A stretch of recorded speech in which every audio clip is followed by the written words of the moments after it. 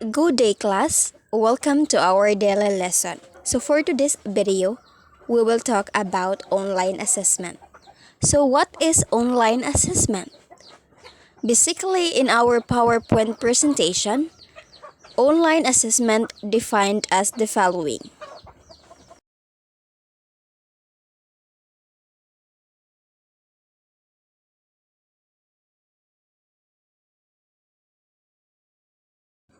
So, based on the definition of online assessment in the previous slides, we can easily define online assessment as the process of conducting a test through online or any assessment that involve the use of technology and with the help of the internet connection.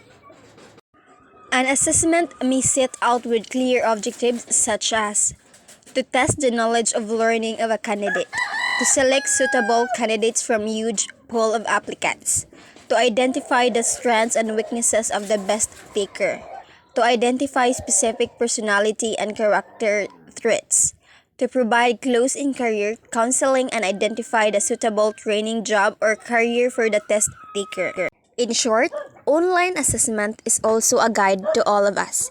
It can be present in education, especially today. We are in the middle of the pandemic. It can also be helpful in the career since it serves as one of the bases if the candidate is suited to the position he or she applying for. In general, it is one of the instrument for us to land a better opportunities. So there are two types of online assessment. So first, we have formative assessment.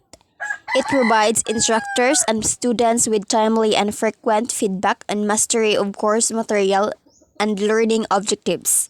In essence, instructors are sampling student learning and providing feedback based on the results to modify instruction and learning experience. Students can use feedback to identify areas of weaknesses for further study. The second one is the summative assessment. Results are used to assign student grades and make comprehensive conclusion about mastery of course learning objectives. Even though more assignments for assessment may be better than too few, instructors need to be cautious of using an excess of assignments.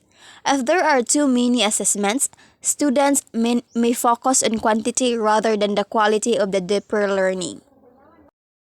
For further understanding, I have here a table stating formative assessment, summative assessment, and its combination. So in the left column, we have formative assessment. And the component of a formative assessment includes discussion, blog, board, chat, and quiz.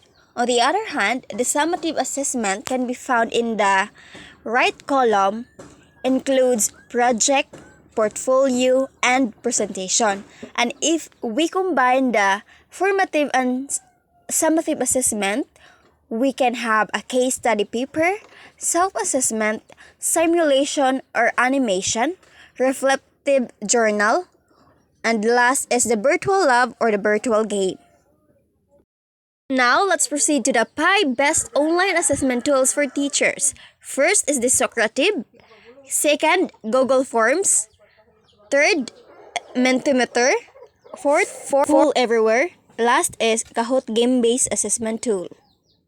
So today we will have the related articles about online assessments.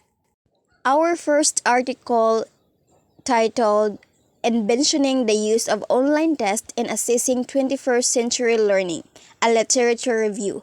The authors are Bupalo Bucciarello, Alison K. Reddy, Tribor Bellani. The abstract of this study is, this paper draws on the literature to explore the role of online tests in higher education, particularly their relationship to student learning in a digital and changing world, and the issues and challenges they present. We conclude that online tests, when used effectively, can be valuable in the assessment of 21st century learning, and we synthesize the literature to extract principles for the optimization of online tests in a digital age. Result of this study implies that the mood validity and efficiency reasons for using online tests are easily observable. It is a pedagogic reasons for using online tests that are undoubtedly the most critical. It is also imperative to unpack whether indeed online tests support and assess student learning in higher education, and if so, what kind of learning they facilitate and in what circumstances. And finally, its conclusion. The conclusion of this study is this study includes that the limitations that are evident in the use of online tests in the digital present are not inherent features of online tests, but are product of poorly conceived design, development, and deployment of online tests. Second, using the principles to guide strategic decision making about online tests, we envision a digital future where online tests are used when they are fit for purpose and are optimized for the assessment of and for 21st century learning. Thank you, class. The second and third article will be reported by Miss Sheila Tan. Next video.